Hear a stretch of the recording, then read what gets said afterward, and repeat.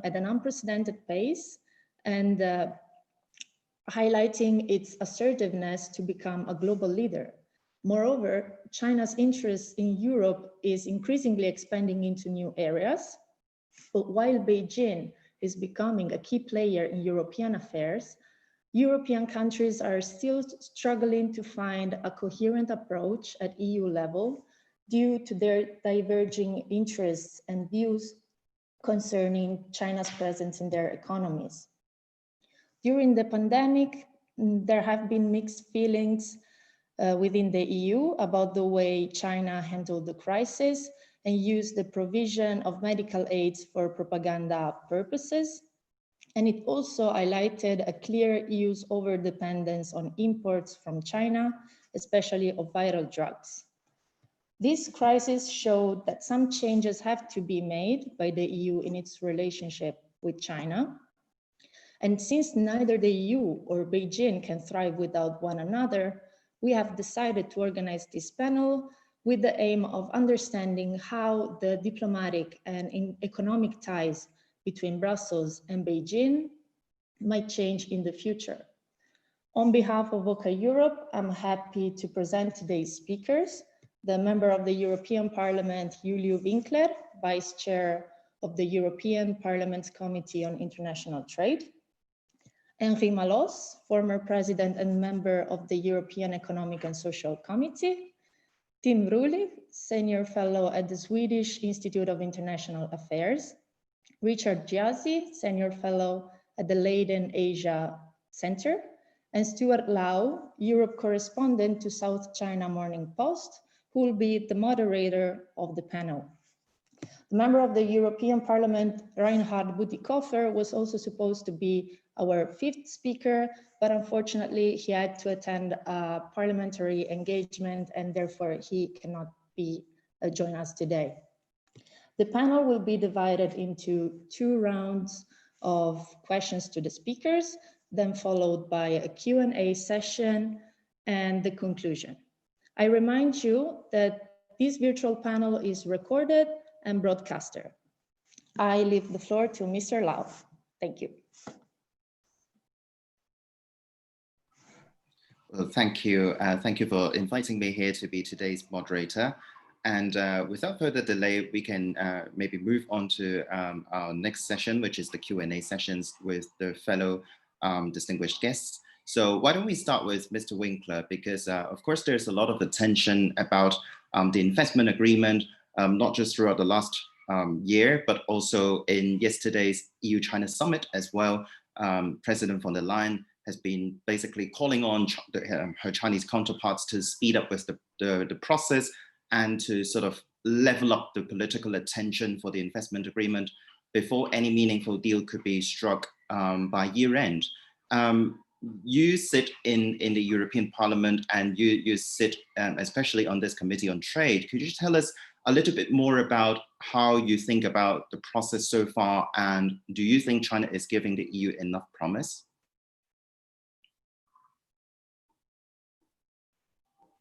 Well, thank you very much. Good morning. And thank you for inviting me to this panel. Of course, it would have been wonderful that my colleague, Mr. Bütikofer, can attend also, because he is the chair of the delegation of the European Parliament with China. And as such, of course, they are dealing with a lot of issues, but also the political ones. And as we could see in the last weeks, and as we could see yesterday also in the EU-China summit, virtual summit, of course, political issues and debate about the values, global values, European values, universal values, and call them as you wish, is a very important debate also in the EU-China bilateral relations. By the way, Mr. Lau, I congratulate you on your article this morning in the South China Morning Post. Very good article, and I think that it catches something that is happening in the European Union at the level of the European institutions, namely an effort to sort out China policy for the European Union. And this, of course, is not easy at all. It's not easy at all. having in mind the diversity of China, having in mind the diversity of the European Union and its 27 member states, and also having in mind the volatility of our international arena, even if we speak about trade or if we speak about geopolitics or international relations. So without entering in the political context, I would like to try to answer a little bit to your question about how we stand with the investment agreement and what are the mindsets in the International Trade Committee of the European Parliament. One sentence as a forward. As you know, after the Lisbon Treaty, after 2009, the European Parliament has expanded its competencies, and especially in the field of trade, the International Trade Committee of the European Parliament has a little bit expanded in two directions. First of all, in monitoring the negotiations, all the negotiations, but of course we are also monitoring very carefully the EU-China investment agreement negotiations. And the second direction to expand, which is a plan for the future, but we have already started to do so, is monitoring or overseeing the implementation of trade agreements. And this is our new situation, our new role, and we have a right to say no. We have a right to say no. We are not at the negotiating table as a European Parliament, but we will have to ratify any agreement that will be signed by the parties. How we stand now? Of course, we had many rounds of the investment agreement negotiation. Even we had some rounds lately on video conference, because the COVID, of course, the pandemic has touched also on the negotiations. We had even yesterday the EU-China summit on video conference. So we have to adapt to the new situation, to the new realities. What we have as a prelude of the investment agreement is the so-called geographic indications agreement, and I'm sure that you are all you know that the EU and China has signed the geographic indications agreement last November. This agreement protects 100 European geographic indications in China and also 100 Chinese indications in the European agreement. It is not such a big deal if you talk money, but it is very important for the European way of life. And it is very important because a geographic indication protecting a product as coming from a certain region of the European Union, a certain European region, this is, I think, also part of European identity. And this agreement will come to our International Trade Committee starting September. Now we wait for the Council, but as far as I know, in the next 2 weeks, the European Council will give its agreement on the geographic indications agreement. And then in September, probably we will start the scrutinizing of this agreement in the International Trade Committee. And finally, the Parliament has to give a vote. So this is a positive evolution. I am not so satisfied about what is happening in the investment agreement negotiations. Last year, if you have invited me to such a debate, I would have said last November, last December, I would have said that China year for the European Union will be 2020. So we all expected really a China year. And now we have to ask, is this still a China year for the European Union? The pandemic had a huge impact on our relations, had a huge impact on global economy.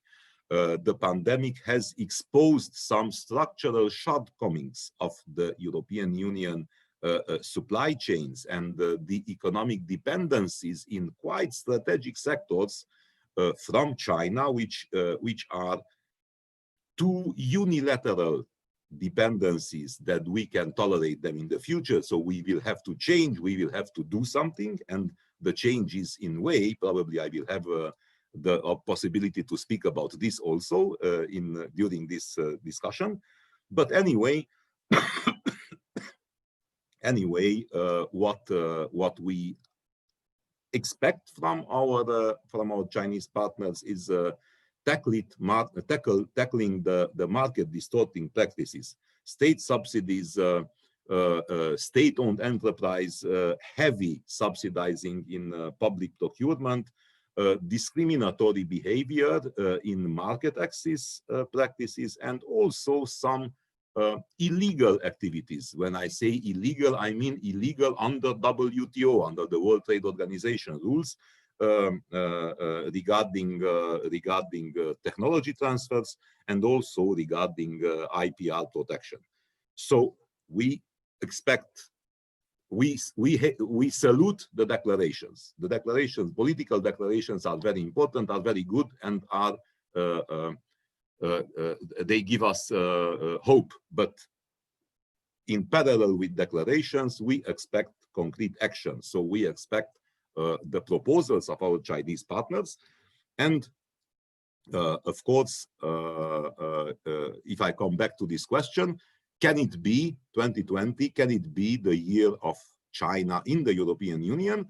Probably I will have to agree with Ursula von der Leyen, the president of the European Commission. She said yesterday in the EU-China summit that the summit is a starting point of progress.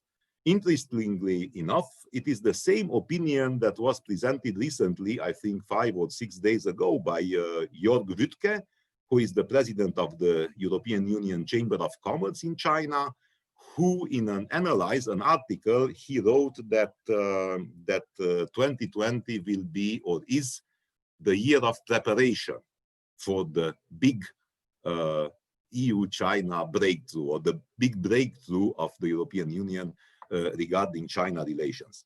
I just touched upon economic and trade relations very briefly. There is very much to say, but I would like to keep the discipline of this panel, so I will stop now for my first intervention. Thank you. Thank you very much, Mr. Winkler. We'll definitely come back to you for the second round when we start the second round, and we'll have more questions for you by then.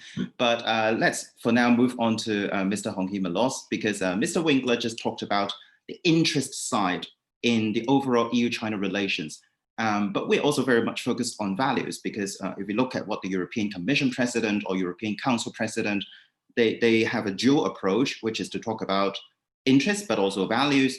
And after yesterday's EU-China summit, they also raised the issues about Hong Kong, about other human rights issues, including the 2 Canadians currently jailed by Chinese authorities for spying. But overall, are you satisfied with the level of attention that EU officials are paying in terms of human rights, in terms of rule of law? Or do you think they should have done more and focused on values a bit more, instead of quite a strong focus on economic policies and economic focus? What do you think? Of course, not satisfied. Hello first to everybody. So thank you for this debate. And I think it's very timely because, as you mentioned yesterday, we had the EU-China virtual summit. Let's come to the background. Background is the COVID-19 crisis. We just go out from this crisis, we hope. And as everybody saw, it's a global crisis. It doesn't affect one country. It affects the whole world. And it shows how interdependent we are all together. But this shows also how in danger are our values and our democratic values. You say there is also with this crisis, with this health crisis, the concept of a strong man, the concept of dictatorship being more successful to fight against any kind of crisis. This is partly the today propaganda message of China. And I think we cannot accept that. The values of Europe are values of freedom, of democracy, rule of law, and who could better preserve and promote these values than the Europeans. In fact, who else? The US are from Mr. Trump or China? We have to fight for our values and to promote our values. Of course, we have trade partners, but trade is not everything. And I'm not, to be a little controversial, I'm not sharing the enthusiasm of a colleague from the European Parliament. I think that the European Union should stop to be silent or to be too discreet, because being silent and being too discreet, it's a kind of complicity. And we should remember our history. The European Union was founded after the Second World War on what happened when the Europeans in the 1930s have accepted almost everything from a strong dictatorship. I would just take one example. I could speak now about the Uyghur camps. I could speak about the organ harvesting for the Falun Gong members of this group. I could speak about Taiwan. I could speak about the incidents in the South Chinese Sea. I could speak about the Indian-Chinese border, where we had the incidents these days, today, yesterday, and a lot of casualties. But I will speak about topic with this. I think the one I know the best is the question of Tibet. For 25 years, as an example, the European Union has discreetly raised the issue to the Chinese authorities about the situation of human rights in Tibet, about, for example, the situation of the Panchen Lama, was the second highest ranking religious authority, and was disappeared and is apparently in custody. We have politely asked the Chinese, where is he? And we get never answer, never get even a photo of him. So is he dead? Is he alive? How is he? Has he been tortured? No answer. Chinese always, when you put the question, because I did it, they look at you, they smile, and they don't answer. So it's not time anymore to put questions. Now time to get answer. And how can the EU and the European leaders pretend to be the speakers, the voice, the vocal voice of rule of law, of human rights, of freedom, when we are so weak that, for example, when His Holiness the Dalai Lama visits our member states, the head of states don't dare to meet him because China could make some retaliation. So are we so weak that we are not able to meet whoever we want?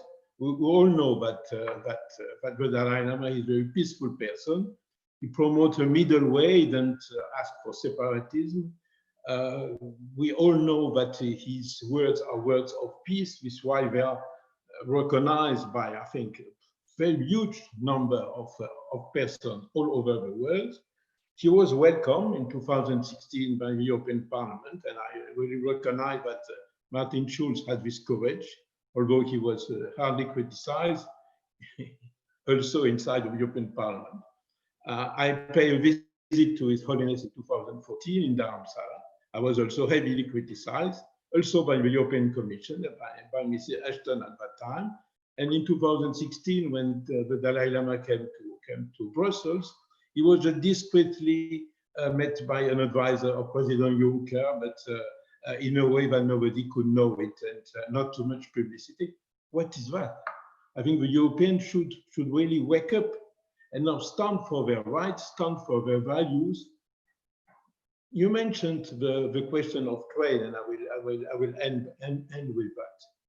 Of course, we all make trade with all the world, but we should first think of our own interests and our values. Our own interest first means that after the COVID-19 crisis, we all know that there is a growing demand for the European population of relocalization of our activities. We saw the dependence of the European industry for Chinese pharmaceutics, the dependence for masks. We had no masks, we had no medics, everything coming from China. Can we accept that? We have, and the majority of population, I think a big number of countries in Europe now says, stop with that. We want to have our own industry. We don't want to be as dependent as we are from China and from China investment? Do we want to become like some African states, a kind of Chinese colony, where in the Human Rights Committee at the UN, when it's question about, for example, the Uyghur camp, all these countries abstain or vote against any condemnation because there is threat and pressure and corruption from China? Do you want that? I think when we speak about, for example, the value chain, when you speak about environmental criteria, which is very important, social criteria, human rights criteria, we should apply that and insist that all companies, all European companies had due diligence, vigilance to take care that in all the supply chain, the industry in the countries we are working with respect environmental, social, and human rights values. On this condition, of course, we can make trade, but not on the condition to be, I would say, under the law of a dictatorship. We cannot accept that. We should really, we Europeans, wake up. Thank you. Thank you, Mr. Malosse, for your insights. Our next speaker is Mr. Tim Hulish, and our focus will be on foreign policy and in particular Belt and Road Initiative here. So Mr. Hulish, so after the COVID-19 pandemic, we have seen the European Commission step up, for example, investment screening mechanism. But on the other hand, there's also some expectation from the Chinese side that since we need to rebuild the economy, maybe the BRI would be helpful to other countries. What's your take on that?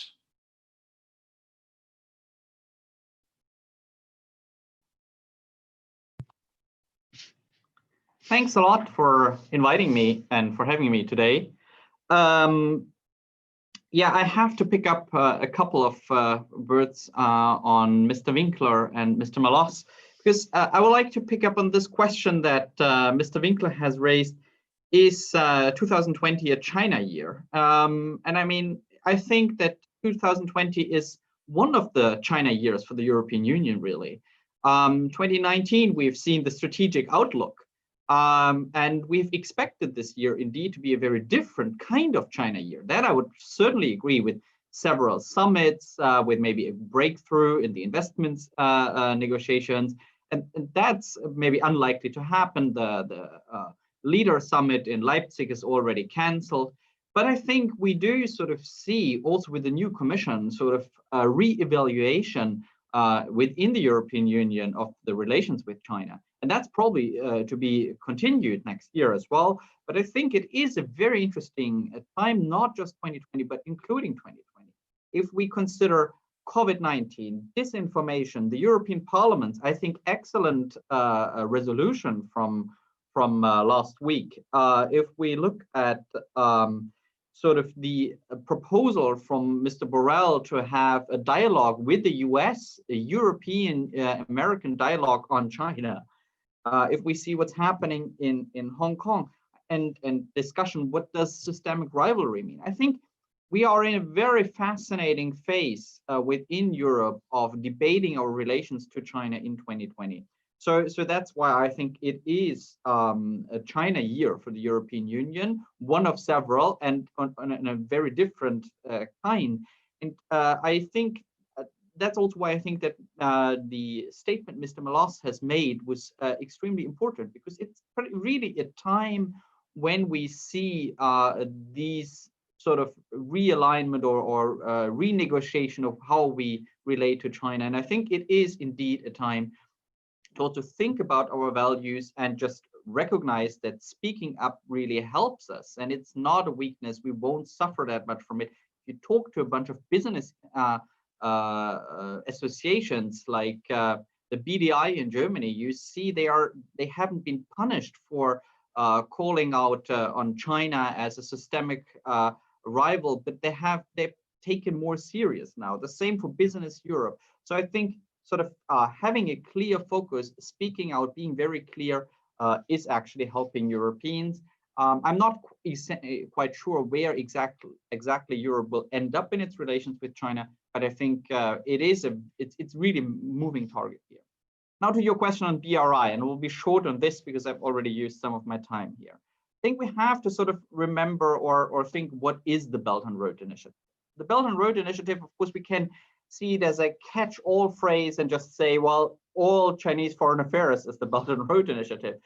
But then I would need to talk for hours here. So let's define the Belt and Road Initiative as a funding framework in the field of infrastructure. And I think it is very important to remember how it came into being. After the global financial crisis, a couple of years later, I think we've seen that China has tried to export overcapacities, not necessarily the steel itself, but also the factories of steel, cement, etc. And these overcapacities had been largely a result of the enormous stimulus package of the global financial crisis.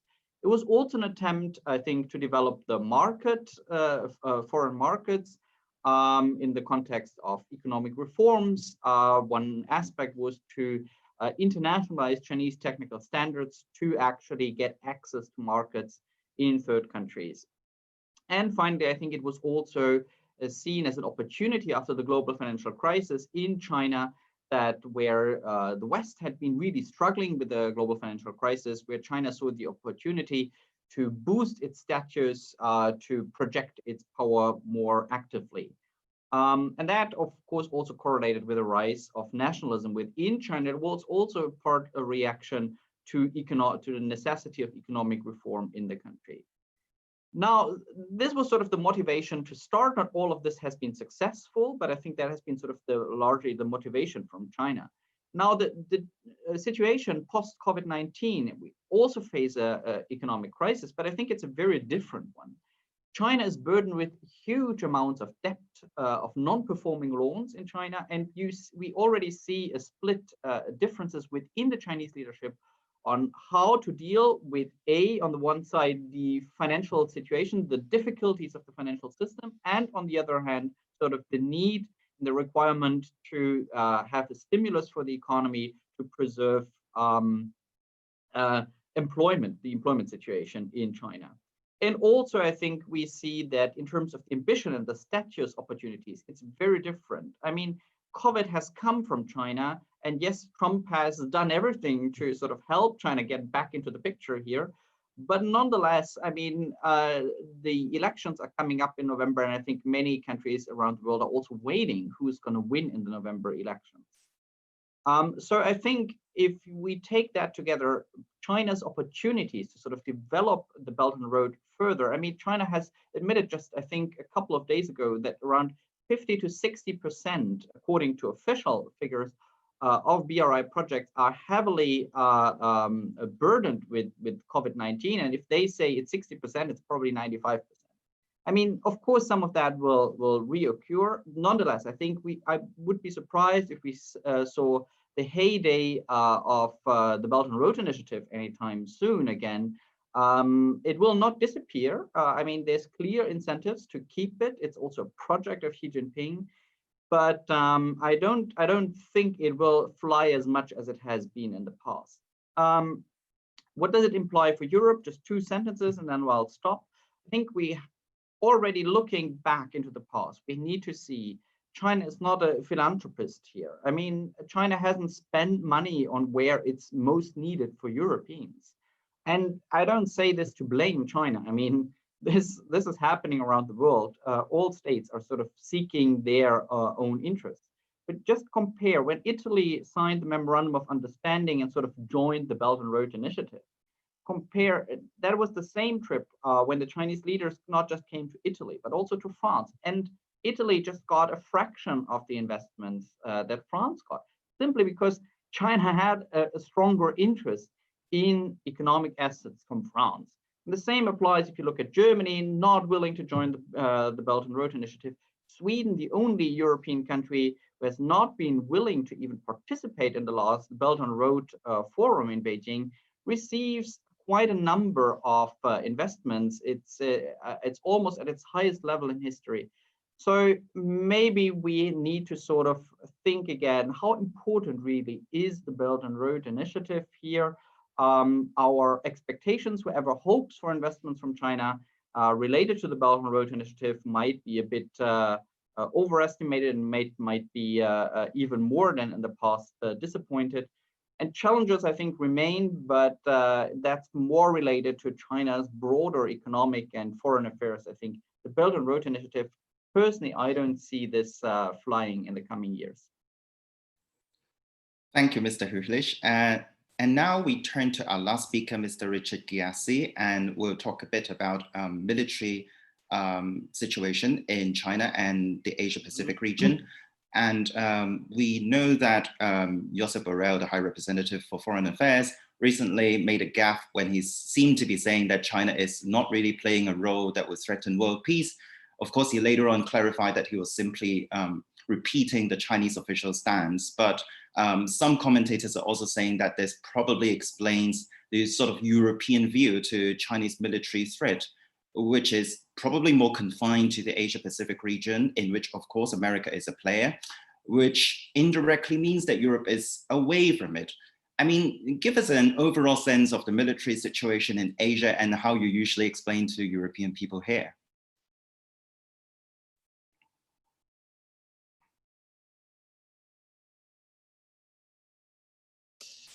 Okay, well, look, Stuart, China's military ambitions are immense. There should be no doubt about that. Yet these ambitions are commensurate with the geographic and demographic reality of the country. Let me explain.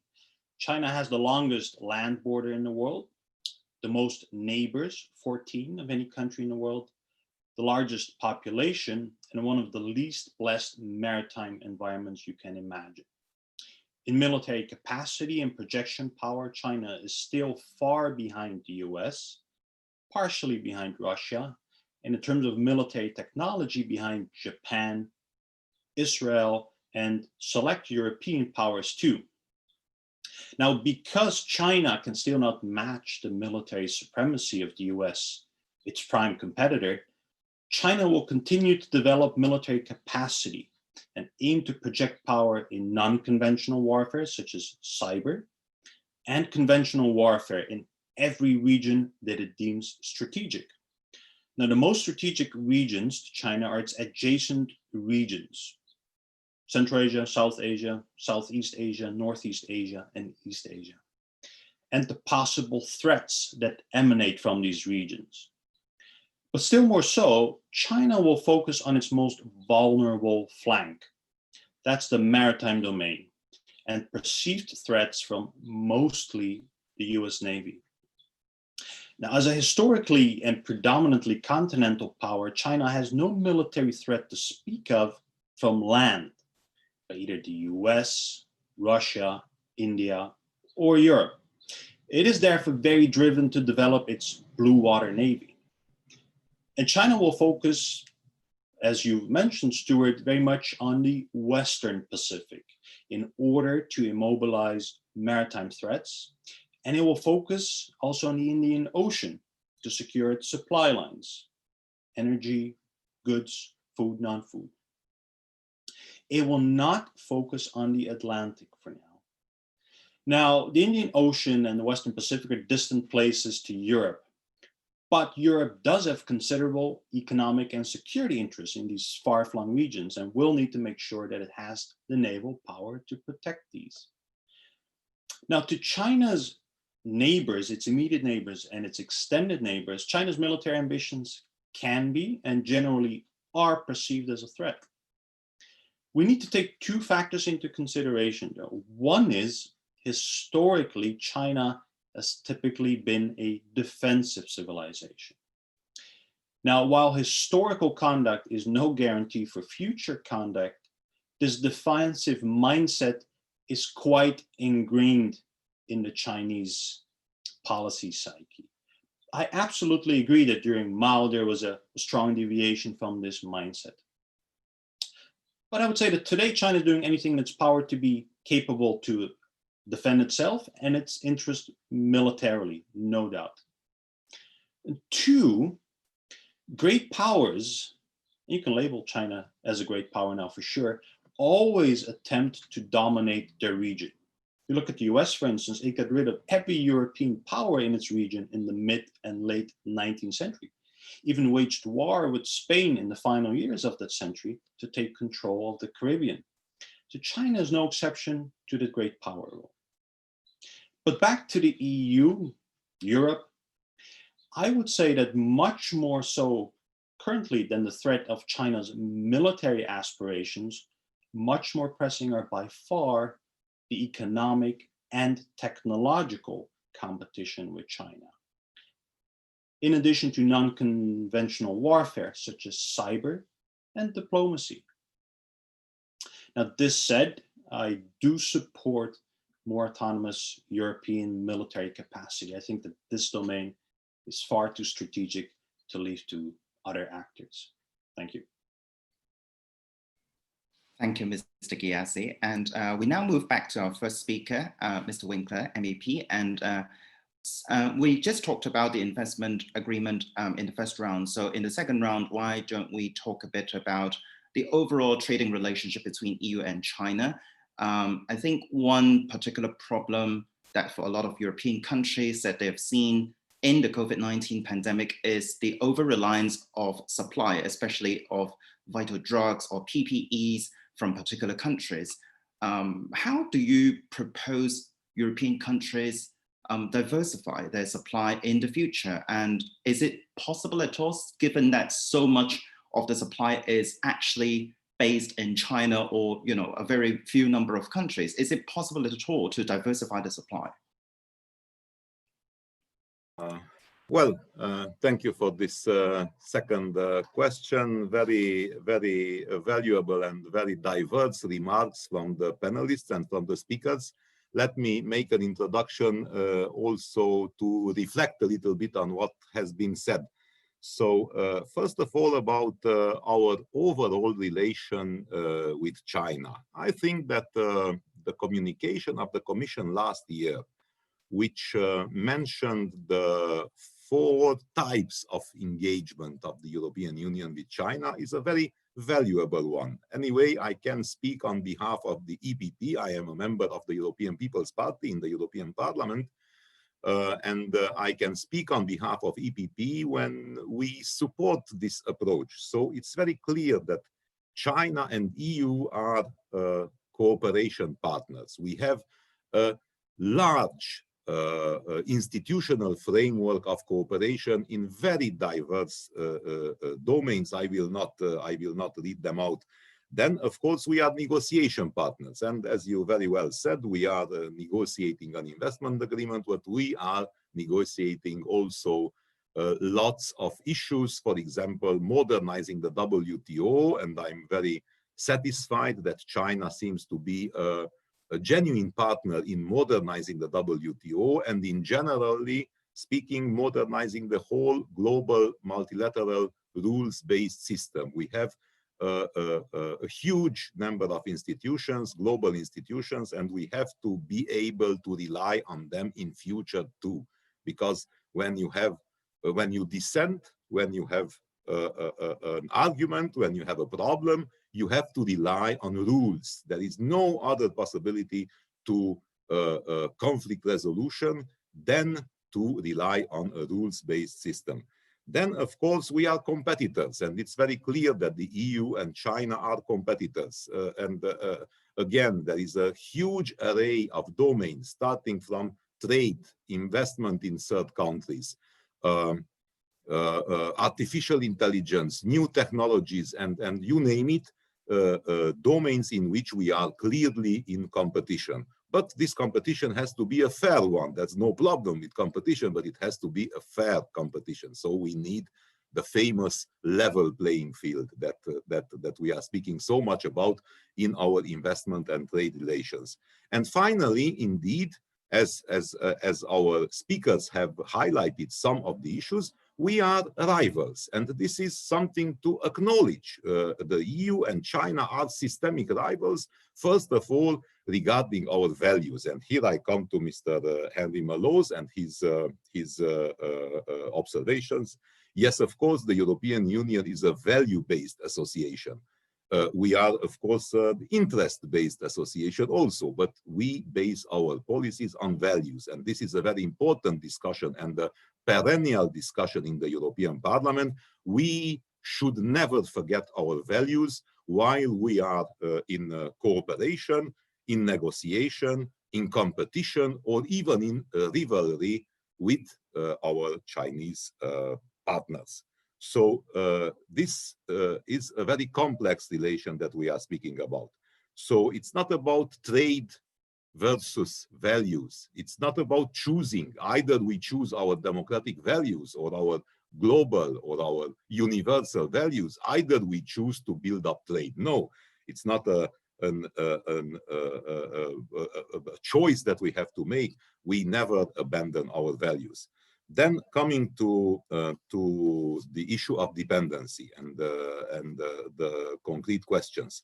As I have said before in my first intervention, the global pandemic has highlighted our exaggerated dependency. Of course, dependency is equal to vulnerability. And we could see it in March, we could see it in April, that we are too dependent. This is not to say that we did not have very valuable moments of cooperation. We discussed China, yes? So many European politicians, many heads or leaders of European institutions have formulated thanks to the cooperation with China in tackling the pandemic. Of course, probably an equal number of European representatives have voiced concerns about certain aspects of the pandemic intervention in China and globally, and the role of China in this whole issue. So we have a controversy here too. The first answer to the issue of dependency is a new concept which was coined out by our Trade Commissioner, Mr. Phil Hogan, whom I, by the way, highly appreciate. He is a very experienced politician, and he was also before, as you know, Commissioner for Agriculture, and in this capacity has followed all the evolutions in our trade relations with all the global partners, because for the European Union, trade and agriculture go hand in hand. So the answer to our dependency problem is the new concept of open strategic autonomy. So do we want, or can we become autonomous from all point of view? I think no. That is clearly the answer. We cannot and we do not want to be autonomous, because one of the important issues in which the European Union is indeed a global leader, it is the open and free trade.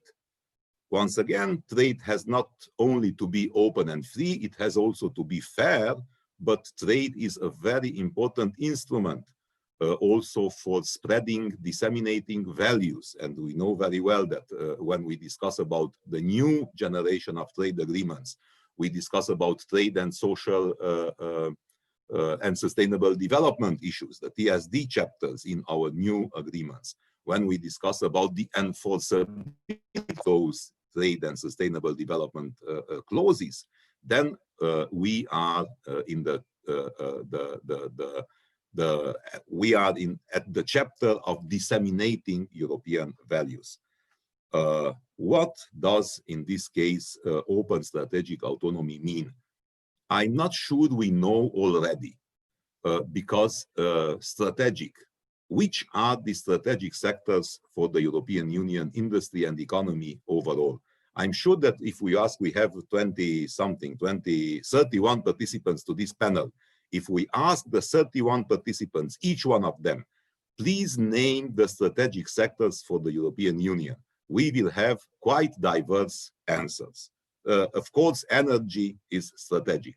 Of course, agriculture is, and food security is strategic for any region in the world. But we can make a long list. So we have to renegotiate, to rediscuss internally in the European Union, which are the industrial sectors that we want to maintain. Do we have to maintain steel and aluminium? Just steel, because it's not only economic importance, but it's also symbolic, because steel is on what we have built our European Union. It was the the Union for Steel and Coal, first of all, and then we have developed the European Union of today. Health, is it a strategic sector? Of course. New technologies, are they strategic? The cybersecurity, is it strategic? So we have to have this discussion in the European Union, and this discussion already has a frame, because last week DigiTrade and Commissioner Phil Hogan have announced the revision of the EU trade policy. This revision comes after 5 years, because our last policy paper was published in 2015, in the autumn of 2015, under Commissioner Cecilia Malmström. It was the Trade for All document. Now, after 5 years, we have a new situation. We have this pandemic. Unfortunately, the pandemic obviously has not ended. We are waiting the consequences. We still don't have a vaccine. So, of course, we did not solve the problem. So we need this revision of our trade policy. Stakeholders can respond until mid-September to the open dialogue of the DigiTrade of the European Commission. And this dialogue, this European debate, will be a crucial debate in responding. Then again, what we are sure that we need, of course, we need a new trade defense instrument system.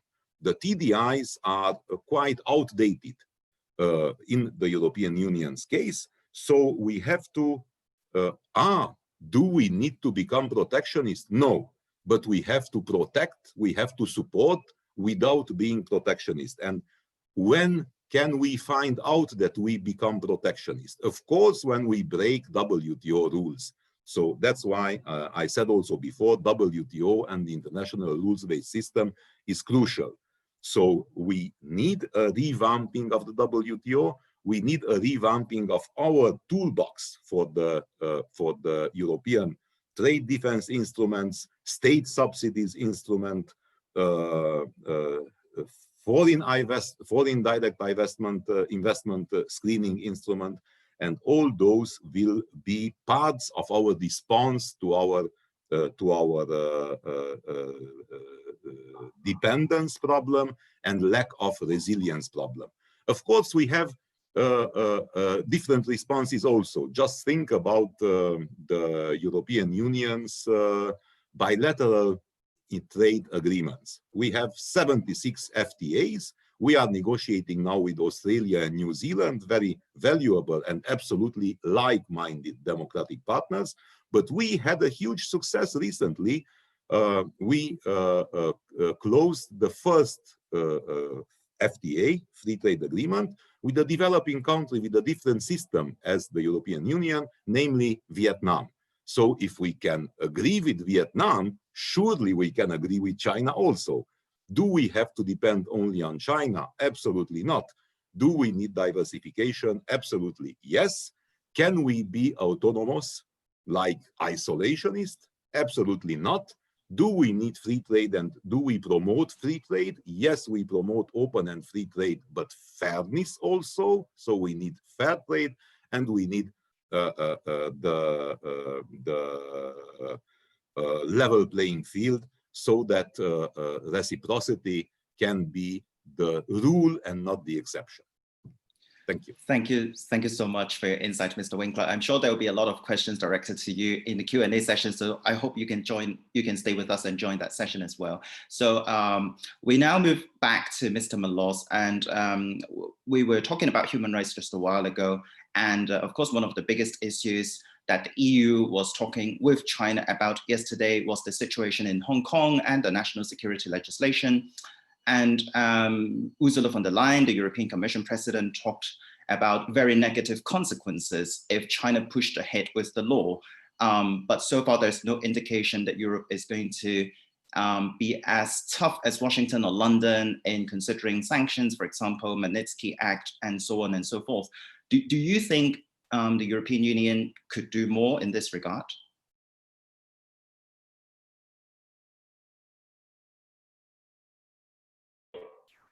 As I said, hello, my microphone was not on. As I said previously, the European Union could do, of course, more. What is very impressive is to see that during this COVID-19 and now post-COVID, COVID which came from Wuhan, China, as you know, with obscure routes or reasons, we still have to be fine. That's why I support the idea of international investigation to know exactly what happens. But during this period, the Chinese regime, because I made a distinction between the Chinese regime and China, and the Chinese people, Chinese people are not to blame, it's the dictatorship who can be blamed. What happened with the national security law was adopted by the Chinese, by the Communist Assembly, Parliament, can't say, because there is no free election in China, as everybody knows. So it's just people who are nominated by the Communist Party who are sitting there. What happens is that in this law, you have at least 3 articles who are very dangerous. One, to establish, in fact, justice and police Chinese, Communist China authorities in Hong Kong itself. And one is to prevent or even punish anyone in Hong Kong who could be suspected of anti-China activities. So that means that could be all the Democrats. The question is, for me, and I think it may be interesting for our audience, why China is doing that?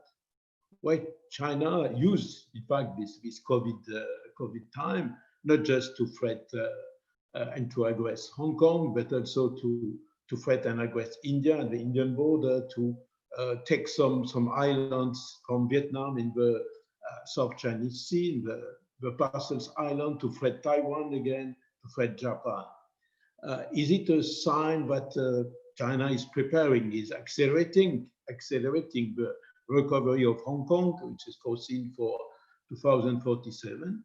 I'm not so sure. I think, in fact, that what's happened in China today reminds me what happened also in the, I would say, 70s in the Soviet Union. I think the Chinese leadership, as all dictatorship, is scared by what could happen, and but the democratic spirit, which is so strong in Hong Kong, and I can just congratulate you, you're from Hong Kong, and all people from Hong Kong, this democratic spirit could spread up all over China. When you see all the repression in the Xinjiang against the Uyghurs, it's recent. In the recent 10 years, mainly, which had started at this scale. But the repression in Tibet is growing. The incidents at all borders. You can see that this regime is under pressure. We have commemorated some days ago the Tiananmen Square event, and all dictatorship, their only way is to try to survive and to try to protect them from their own people that they sent to prison, because the biggest victims of this regime are the Chinese themselves. So I think for these particular reasons, because I think that it's not a symbol of strength, it's a symbol of weakness, all these measures. Why China, with 1.4 billion of inhabitants, could be threatened by the small Hong Kong with some 3-4 million inhabitants. The only answer for me is that they don't want the democratic spirit to become now inspiration for the Chinese youth, from the Chinese people. And this is why, and I come back to the previous discussion, why it's so important that the European Union stay vocal. Of course, trade sometimes is useful, but as when Mr. Winkler was telling that trade can bring, it's a way to promote our values, I will object concerning China. In which extent the trade we did with China for the last 20 years, which increased drastically, and made any positive change in the respect of environmental, social, and human rights values in China. I see the opposite. But as I say, any dictatorship has one day an end. all the long life dictator president like Mr. Xi Jinping, who has declared himself as a long life president. We have so many experience in the history that it comes to an end much sooner than they themselves expect. So China, yes, is a I will not say that China is a partner for us. Chinese people, yes, but China's dictatorship regime, of course not. It's a competitor, it's a rival, and it's a threat for our own values in our own country. We saw some European southern countries who, for example, have abstained in the Human Rights Committee of the UN to condemn China because of the Chinese investment in their country, because China bought ports, built roads, and this is a threat for our value and for our democracy. And we have in trade, coming back to trade, we have to fight for our own interest. Is it our interest to have seen our steel and coal industry, aluminium industry, as was mentioned by Mr. Winkler, but also textile industry, leather industry. We have millions of jobs, a health industry to be dismantled. I think it's not our interest. We have to fight much more for our interest in trade and to promote much more vocally our values. Should be 2020 the year of China, the year of EUChina. I would like to see 2020 as the year of the Chinese people oppressed by the regime, the year of nations occupied by China, like Tibetans and Uyghur, the threat of a free democratic country like Taiwan, oppressed and threatened by China. This will make a sense and will make really a difference for a real democratic value and democratic Europe. Thank you. Thank you, Mr. Malosse. We now turn back to Mr. Rühling, and maybe we can spend the next 4 to 5 minutes talking about 5G, because last year there was, of course, very intense discussion within the EU about 5G suppliers from Huawei Technologies, in particular, a Chinese company that is alleged to have strong ties with the Communist Party, a claim that the company itself denied.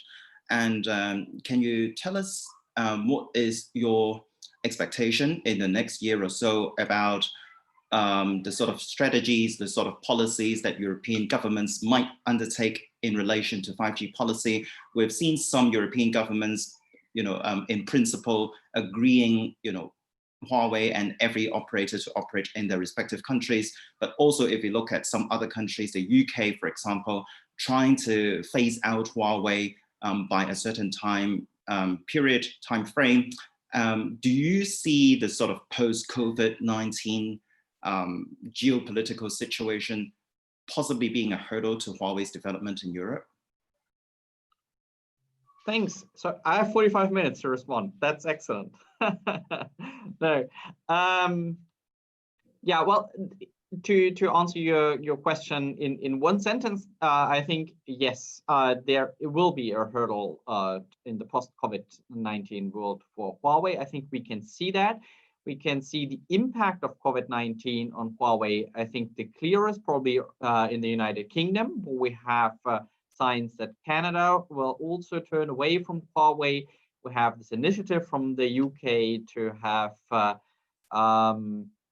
the leading economies, the G7, turning away as a group from Huawei, from Chinese technology, mainly from Huawei.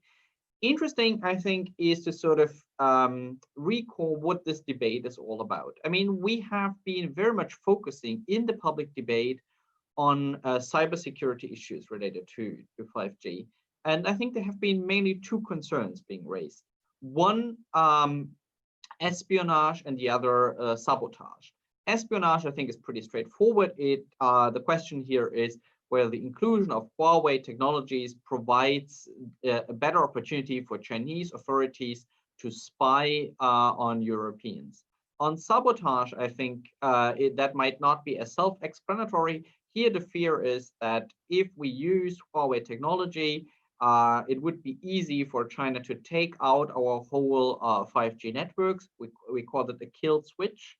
so they could switch off our 5G network. And if you imagine that a future 5G network might be the one on which self-driving cars are running, that connects your pacemaker to the hospital a couple of kilometers away, so monitoring your heartbeats all the time. If you consider it is sort of important to the security of your home and smart homes, if you consider it is important to machine communication and vital for industrial production, then you can imagine how important sort of, or how threatening this kill switch scenario is, because it could essentially take out societies and economies in the future.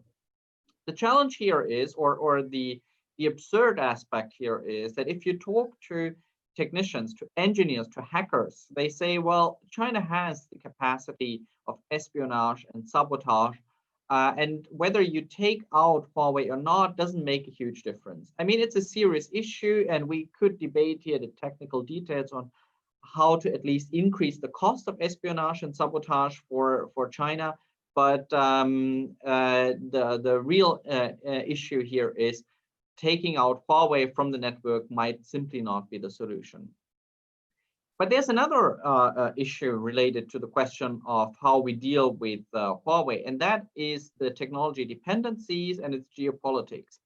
So the main concern here is that if Huawei is a company that is not just seeking profit, but that is essentially controlled by the Chinese Communist Party, that our dependencies on Huawei could lead to a situation where China is asking for political concessions, or to a stage where we as Europeans feel that we can't speak up freely anymore, because we fear that China could refuse, or Huawei through China could refuse to maintain our 5G networks, or to contribute to the further build out. And I think this is sort of the real challenge, because that I think is a real issue. And if you look at one of my recent publications, you can also see that I think a question whether Huawei is controlled by the Chinese Communist Party might not be, we might not be able to verify that 100%. We do see sort of mechanisms how the Chinese Communist Party is able to do so. And that I think in itself should be worrisome to us. Now, what does the tech dependencies or over dependencies, that is sort of the real issue if we sort of rely too much on an actor that is controlled by the Chinese Communist Party. So, and then of course, these broader questions come into the picture again that Mr. Winkler in particular has been referring to. The question, how independent do we want to be? Do we want to go with the US? We've been talking about the Sinatra doctrine in the last few weeks with Mr. Borrell and The Economist writing about it, saying, so Europe wants to do it my way. They don't want to go with the US or China, but want to do it a European way. Question is, of course, sort of how to achieve that and what is the European way. And I think here Mr. Winkler has pointed to a couple of issues. Before I get back to that, let me just say, because your question was also related to what to expect in the narrow field of 5G in the coming years. I think the 5G toolbox that the European Union, the NIS Cooperation Group, has put forward earlier this year, I think it has been very often interpreted as a compromise. I don't think it's a compromise at all. I think it very much prescribes a roadmap to reduce, if not to fully abandon Huawei technology. So I think the experts seem to have suggested a way, the experts from the member states and the Commission seem to have sort of put forward a framework how member states can reduce their dependencies. And I think we do see a number of member states taking steps into that direction. Consider MOUs that Poland or Romania have concluded with the United States. See the debate in Germany that's rather moving away from Huawei. France, Italy have legislation in place that makes it at least very easy for them to abandon Huawei. Same goes for Sweden. Denmark debating, and now even from Hungary, that has always insisted it will stick to Huawei, we have seen some signs from the Hungarian government to distance itself. So I'm not saying that Hungary will also fall into that camp, but if even Hungary is debating that, I feel that Huawei might be on the track out of Europe, or at least for a very, very much reduced market share in Europe. Will all the European Union member states adopt the same policies? Very unlikely, I think. I still sort of also count that Huawei will be able to stay within Hungary, probably also in Portugal, maybe a couple of other states. But I see a trend of more and more, and particularly central, like in the center of Europe, countries moving sort of away from Huawei, actually for different reasons, I think. But the prospects for Huawei in Europe, I think, are not very good at the moment. Now, 1 second, I know I've already spoken quite long, but a sentence relating sort of back to the broader picture, because Mr. Winkler has referred to the strategic outlook put forward by the European External Action Service last year. And he has said that the European People's Party is supporting sort of this tripartite framework, being partner, competitor, and systemic rival. And I think probably all or most of us agree that this has really been a step forward. I think the real issue now is sort of how to fill that tripartite framework with life. What does it mean? Does it mean, and I think there's a continuum, but on one spectrum, there's this opportunity to say, well, on Monday, we talk about climate change, and then we are partners. On Wednesday, we have discussions about trade, and then we are competitors. And on Friday, we talk about Hong Kong or about cybersecurity or something, and then we are rivals. This is, I think, one way forward. Another is to say, well, it actually has an impact on Friday, on Monday, what we're going to speak about on Friday. We can't be a partner in the same sense if we are a systemic rival on other issues. And I feel, and that, of course, requires more strategic thinking, more thinking in terms of package deals, how to relate issues to one another. I think there's no doubt that we have to cooperate with China on a couple of issues. The question is, do we sort of, is this tripartite identity helping us to not see it as three pillars that are completely separate from each other, or can we link also the topics? And I mean, you can hear my preference. I think talking about climate change and trade and all those issues, we can't actually forget that we have fundamental differences on a number of issues. And here I think Mr. Malosse has elaborated on a number of them, and there are more to it. And cyber security issues are also part of it. And I think that is sort of the crucial question. How can we develop a partnership on the one hand, but at the very same time, not forget about the issues that we are in a systemic rivalry with China, and how can we actually strategically leverage what we have, which is not all too much. We shouldn't also overemphasize European strength, but we should also not forget that Europe is one of the central players in world affairs, particularly if we stick together. Thank you so much, Mr. Rühling. And I think you just touched upon some very interesting questions. And I'm pretty sure we'll have a lot of questions for you later on as well. So last but not least, we'll go back to Richard Ghiasy. And maybe you can give us a sense of the future, the forward-looking part of EU-China relations. I mean, Tim just talked about the tripartite categorization that the EU has for China.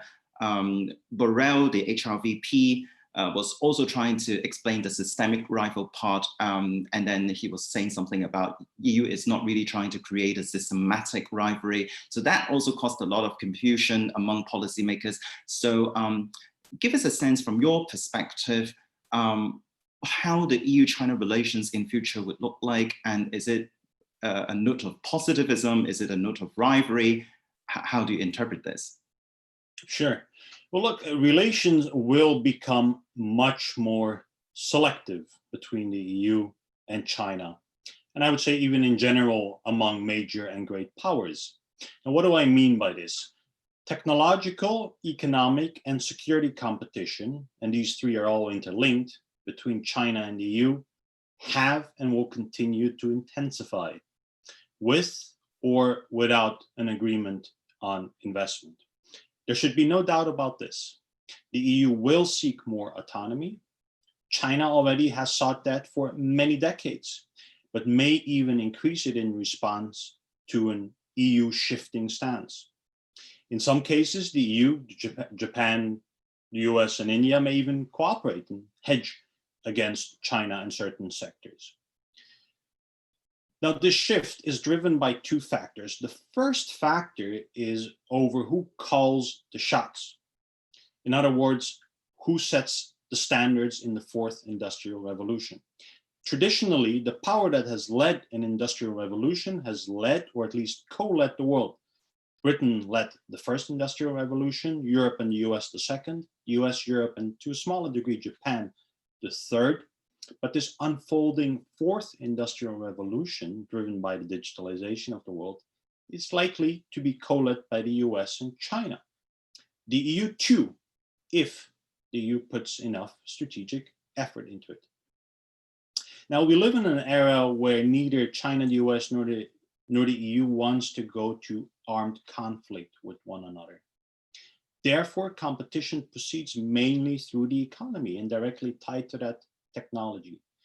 The frenzy around China's 5G telecom technology lead is a prime example of competition over who sets the standards in this digital transition. So the EU will have an increasingly bipolar relationship with China that is simultaneously cooperative and simultaneously rivalrous, as the other three panelists have mentioned. Now, obviously, this will reflect in diplomatic relations. I would say that these mostly remain courteous, but they will reflect naturally this growing bipolarity and will likely become franker. But mind you, China has already had a simultaneously cooperative and simultaneously rivalrous relationship with the EU for decades. Now, the second factor is the pandemic. Let me first state the pandemic is not a historic turning point, nor will it reverse the trend of globalization. It has, however, indeed been a wake-up call for the EU.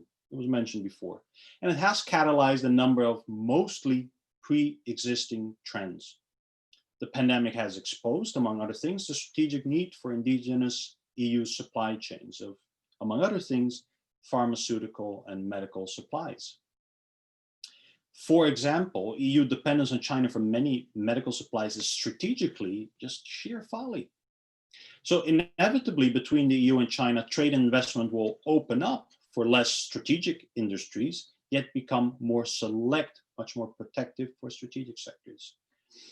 And shared with by some of the panelists, the question is about defining those. But mind you, a more selective stance on trade and investment is not single-handedly brought about by this pandemic. It was already the case when China, led by Huawei, introduced 5G.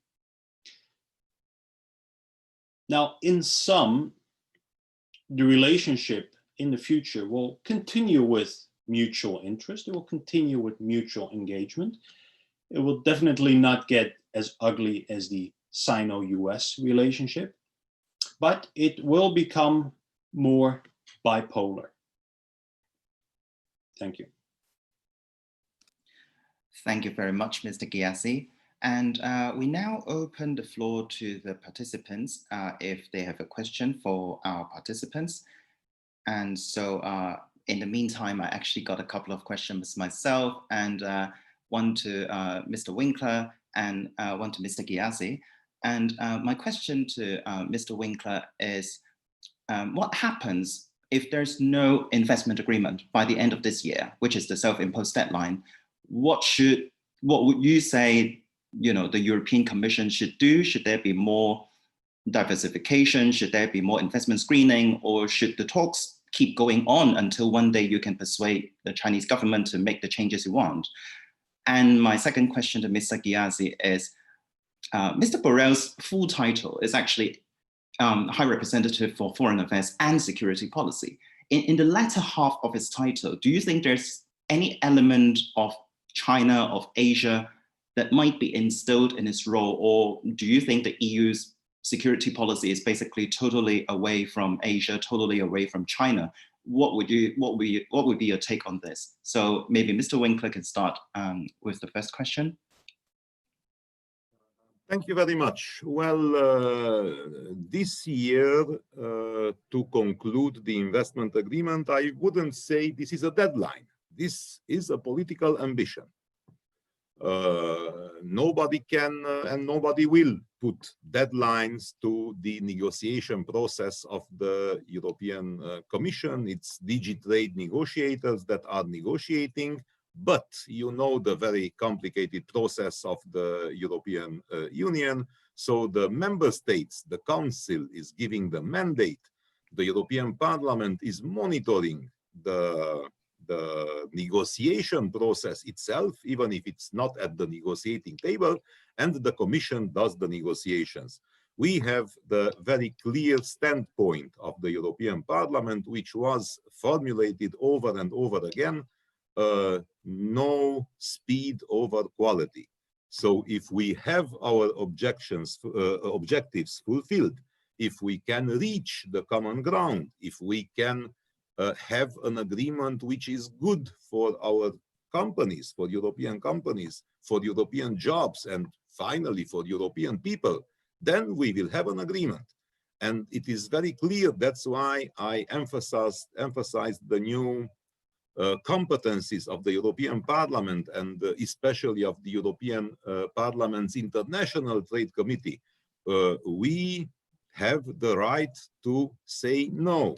And we will use this. We have shown in the past, after 2019, after the Lisbon Treaty, the European Parliament has shown very clearly that this is not only a theoretical possibility, but it is an active possibility.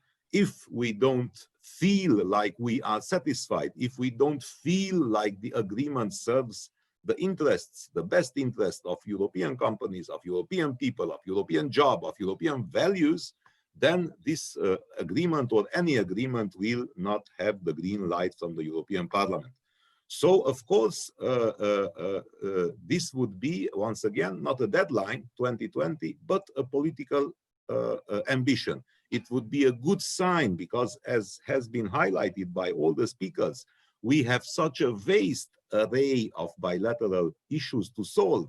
We have so many problems on the table.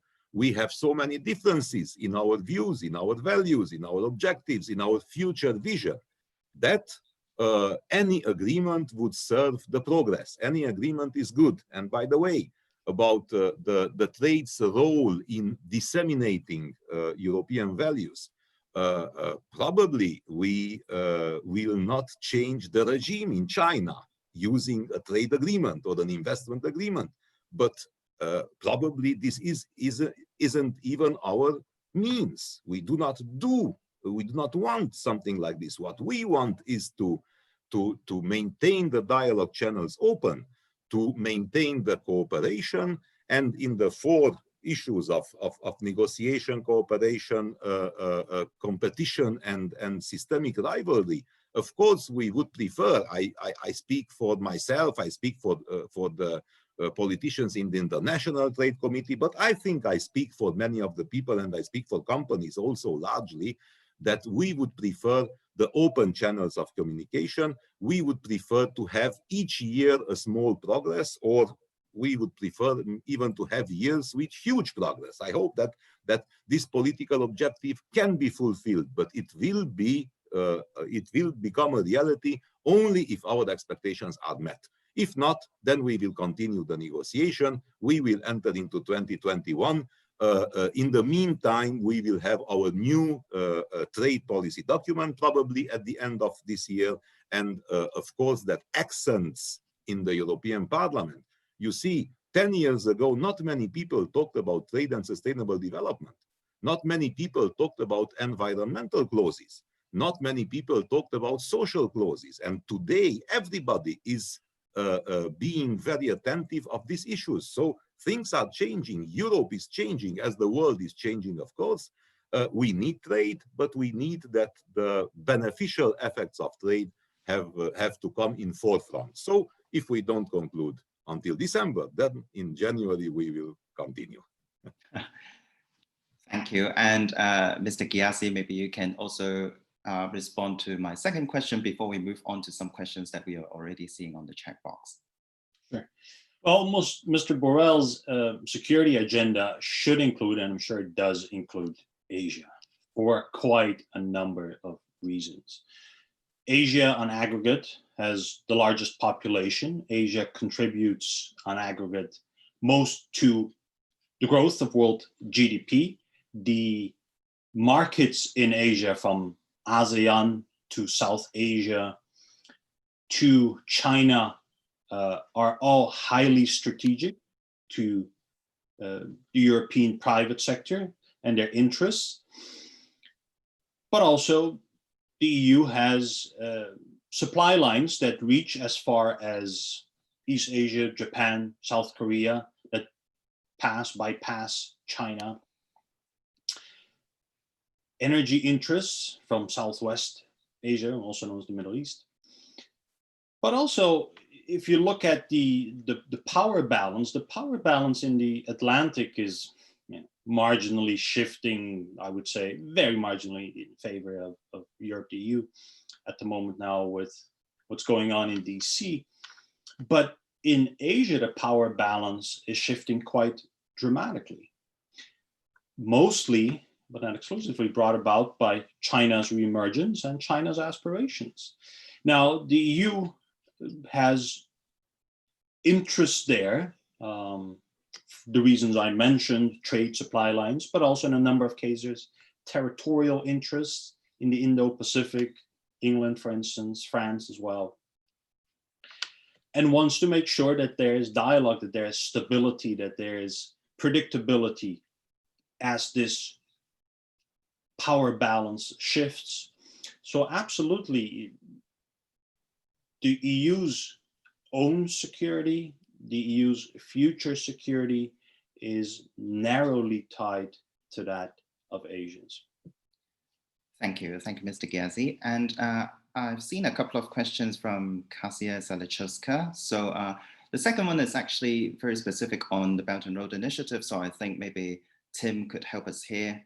And so the question is, what about the future synergies between BRI projects and EU-China connectivity platform? Could that give us a much needed boost?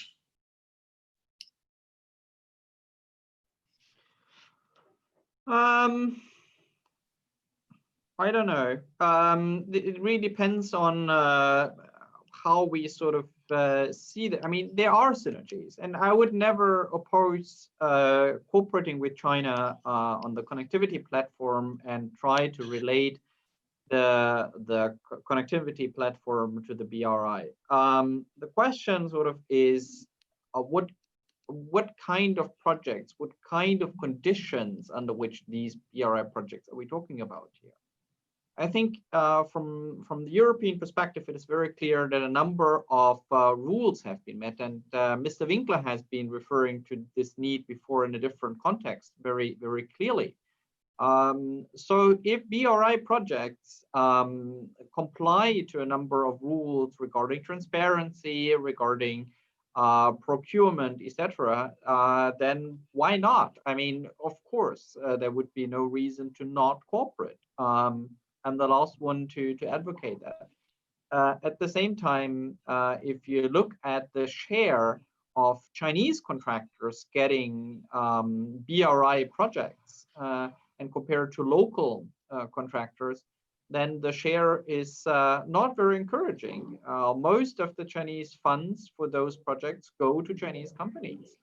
That is not a basis for cooperation. So it very much depends on how a BRI project develop, how transparent and open they are, how much they comply to international rules. I see some movement here, China being a bit more open, but I feel it's too early to very optimistic here and embrace that. So potentially, yes. Thank you. And I'll take a question from another participant before, if we have time, to go back to Ghiasy. And so I got a question from Greg Stack here. His second question is specifically addressed to Mr. Rühling and Mr. Winkler.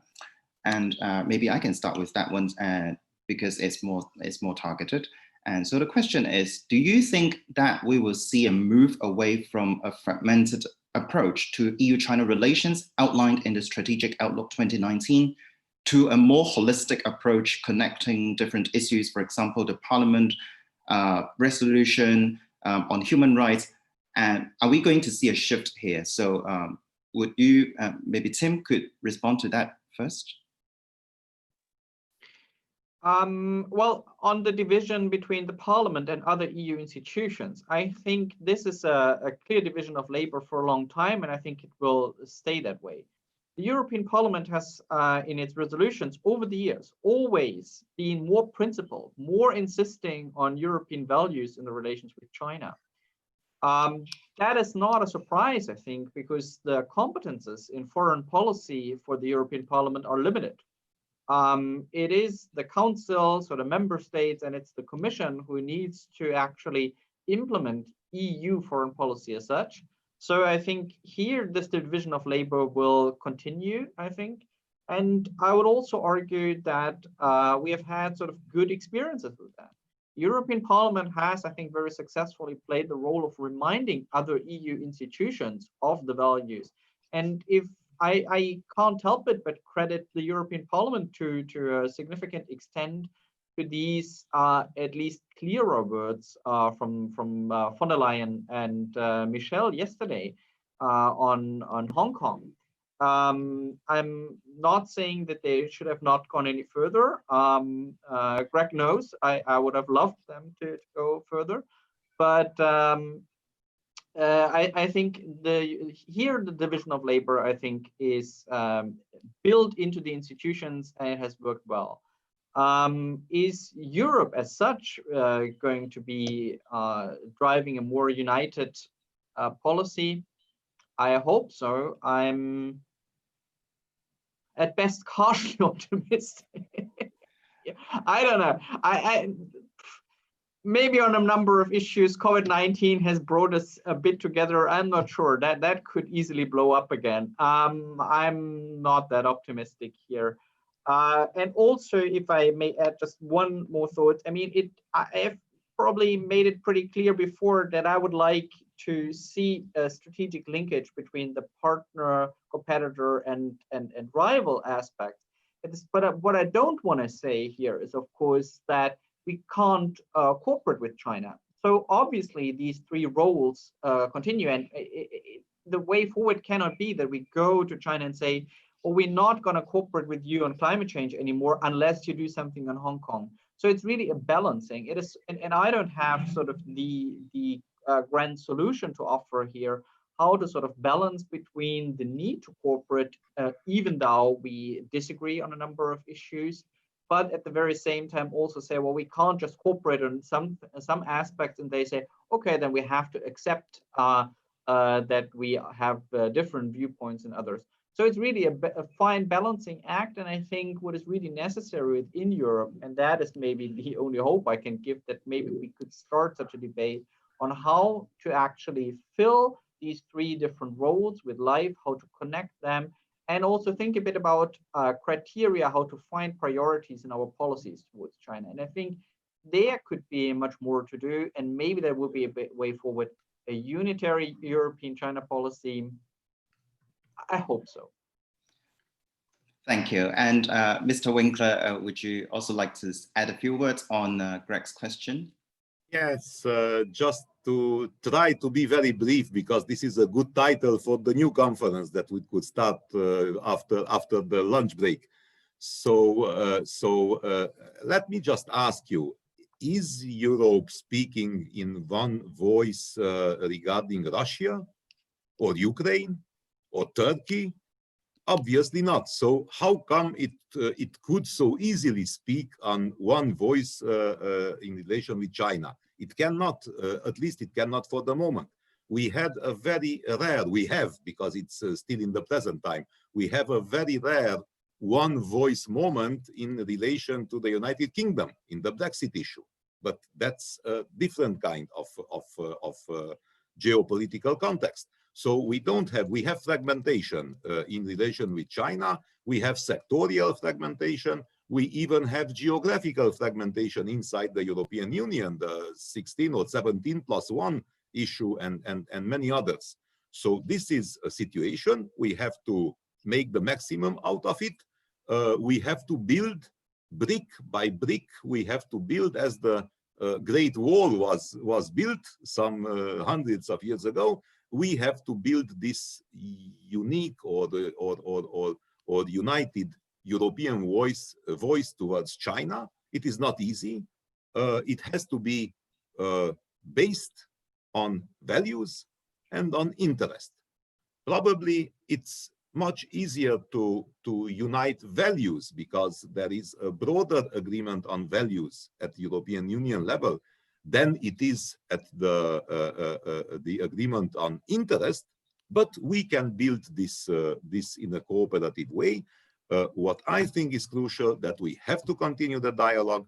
What is crucial is also to get to know each other better, and this is quite a difficult task because there are so many realities about China that we don't know, but also there are issues about Europe, about the member states that our Chinese partners maybe do not understand very clearly and very exactly.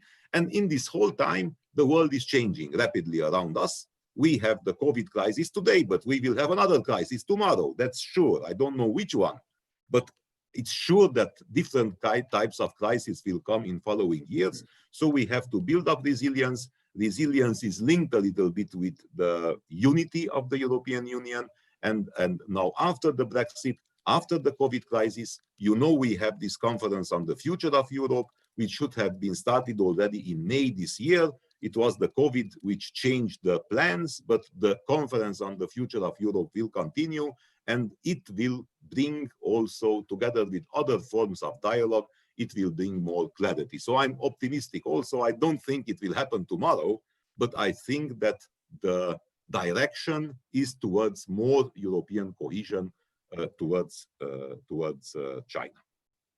And I will have to say hello now. Excuse me, I will have to go because at 1 o'clock I have a different engagement. But it was a pleasure discussing with you, and I have to tell you I learned a lot from this discussion. So thank you very much. Thank you. Thank you. Thank you so much for your participation, Mr. Winkler. So we still have 20 or so minutes to go. And so I understand that Mr. Malosse would like to reflect on some of the questions that we've already raised. Mr. Malosse, the floor is yours. Yes, thank you very much. No, I think this was a very interesting debate. And I would just to raise two issues which I think we could reflect in a work of Vocal Europe or in our work. The first is that it's mainly from Mr. Winkler from the Parliament, but he left now. But we don't from the COVID-19 crisis.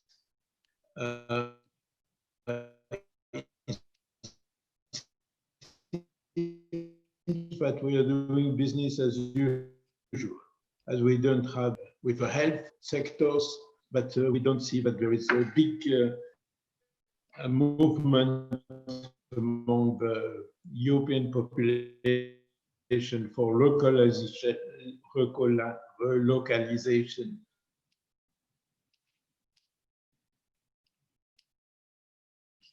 Mr. Malosse, I'm afraid we might have lost your connection.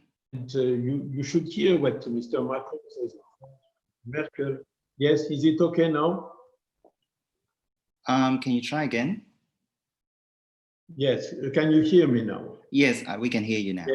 Yes, I'm sorry. I think this internet was not stable. No, I just have briefly two concerns.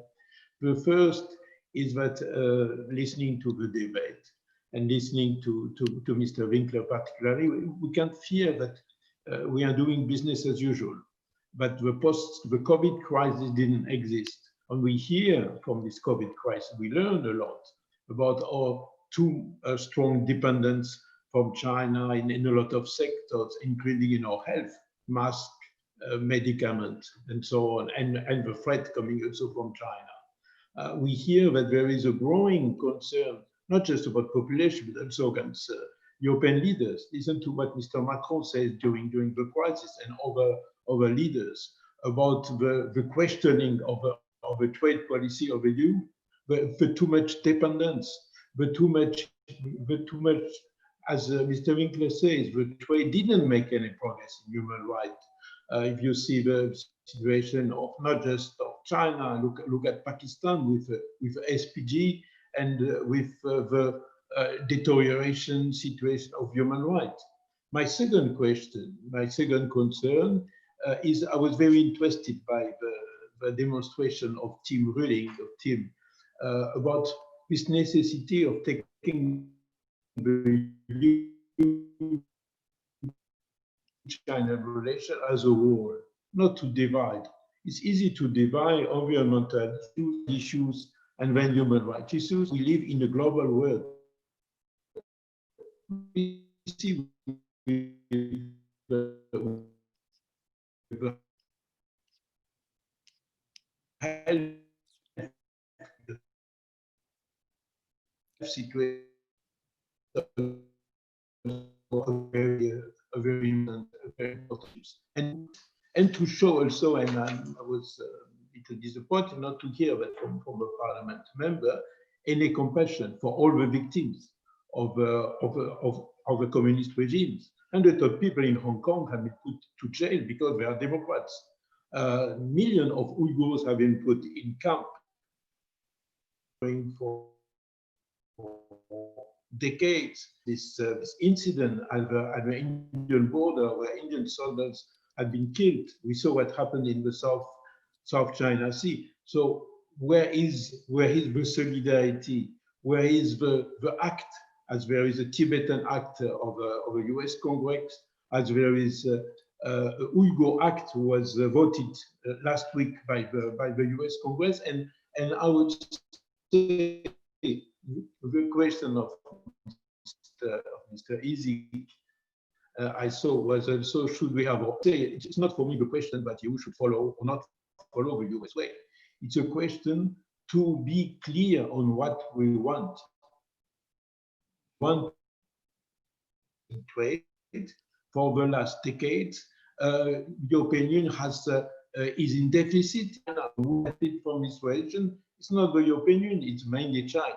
Should we continue on this way and lose millions of jobs where our population doesn't accept this behavior, this kind of trade? No. Should we continue to be not vocal on question of human rights and not show compassion, not receive the high personality of Tibet like His Holiness, or to receive him discreetly, not to provoke China? No. If it's the US way, why not? Mr. Malosse, I'm afraid the connection is not very well again. Yeah.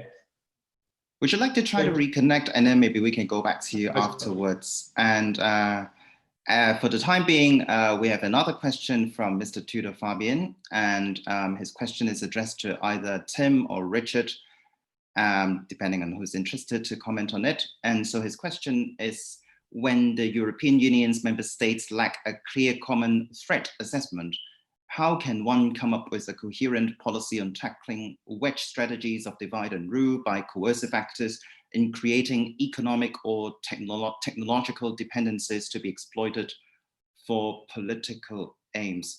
So Richard, would you like to comment on it in a few words, and then we can move on to Tim if he has something to add? Sure. Well, that's a very good question indeed by Tudor. Well, the short answer is limit economic dependence on China and limit technological dependence on China. Obviously, it's a little bit more complicated than that. But in terms of economic dependence, look, China is a market of 1.3, closer to 1.4 now billion, and growing more affluent by the day. It is an extremely interesting market, but it's not the only market. India, although in a different stage of development, 1.3 billion. Indonesia, give or take 200 million. Mexico, Brazil, Bangladesh, the various countries in Africa. So one way to go about it is simply by both trying to support, but mostly trying to diversify European investment and trade interests, different markets throughout the world. Now, tech dependence, I would say, is not that strong yet. It may grow strong depending on how strongly and effectively the EU manages to sustain, to boost its own tech sector. But currently, it's mostly Chinese consumer goods, cellular, IT, a few other domains. But as long as the EU manages to sustain its own lead, that threat, that hybrid threat, is going to be there, but it's going to be more minimal.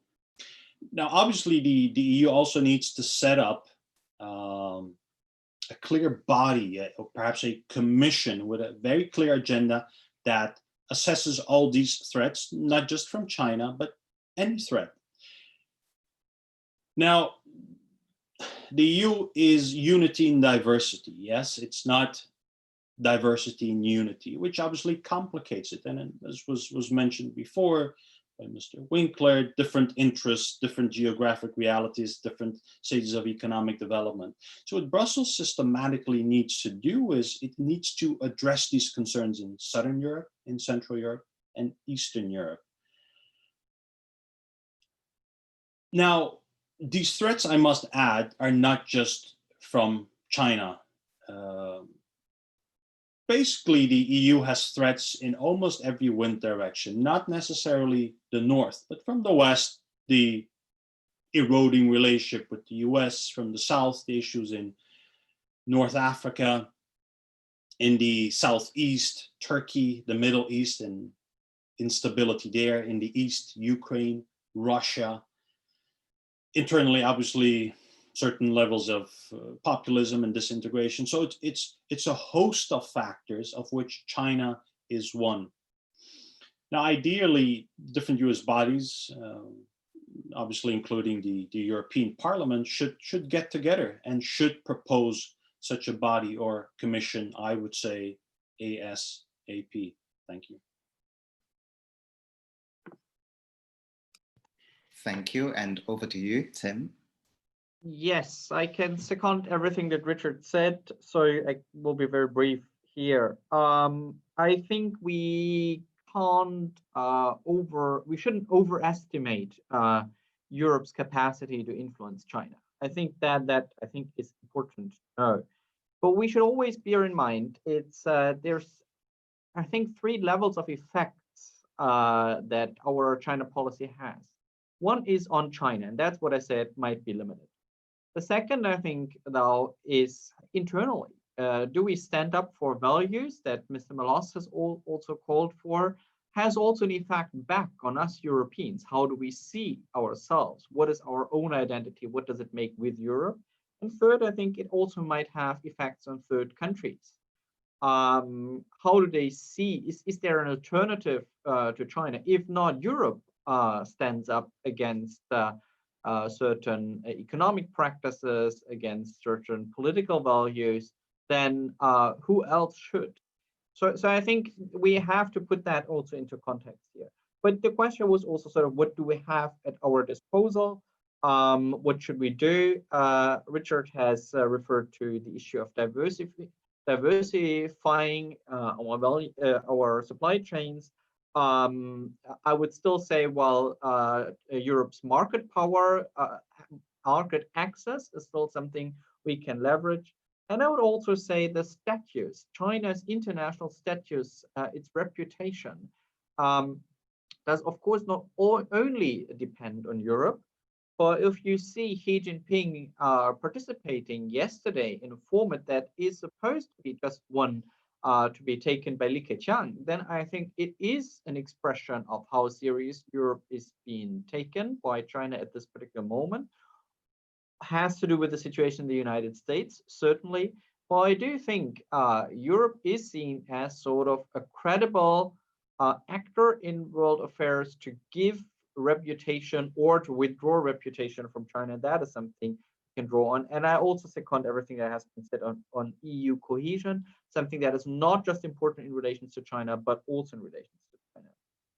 If I have 20 seconds, unfortunately, what Mr. Malosse has said was really difficult to follow, not acoustically difficult to follow due to technical issues. But as far as I understood, he was asking where is a more principled policy from the European Union.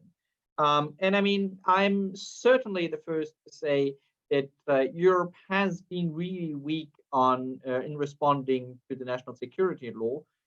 Weak apart from the European Parliament, of course, and also apart from Sweden. I'm not Swedish myself, so I can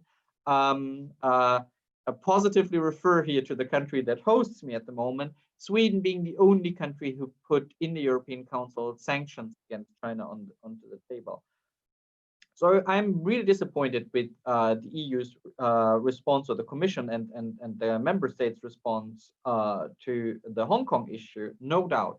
Nonetheless, I do agree with some of what has been previously said, that we see Europe slowly moving away from this idea of constructive engagement and moving more into a more realistic view of China that hopefully, and it starts with Europe's own interest. It doesn't start in Hong Kong. It doesn't start in Tibet. It doesn't start in Xinjiang. I agree, and I share your impatience and your frustration about this.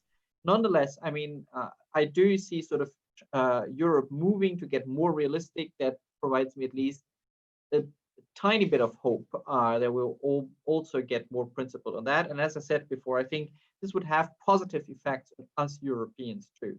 So it's not just doing something for someone else. It would actually renew the European spirit, the European idea. So I'm absolutely supportive. Thank you very much, Tim. Thank you very much, Richard. And we're really sorry that we're running out of time, so we don't really have the ability to cover all the questions here. But once again, it's been a very interesting debate and discussion throughout the last 2 years, last 2 hours and maybe 2 years, and on EU-China relations. And I'm pretty sure this debate will go on and on for the foreseeable future, given the increasing level of interest. And with this note, may I pass the floor back to Maddalena for some concluding remarks. Thank you. Yes, thank you. Thank you, Mr. Lau. Yes, I'm afraid we have come to the end of this panel. I would like to give special thanks to the moderator and to all the speakers for this insightful exchange and for contributing to the success of this event. I also would like to thank the audience for participating actively in the discussion. And if you want to know more about Vocal Europe's work, you can follow us. We are on Twitter, LinkedIn, Instagram, and Facebook.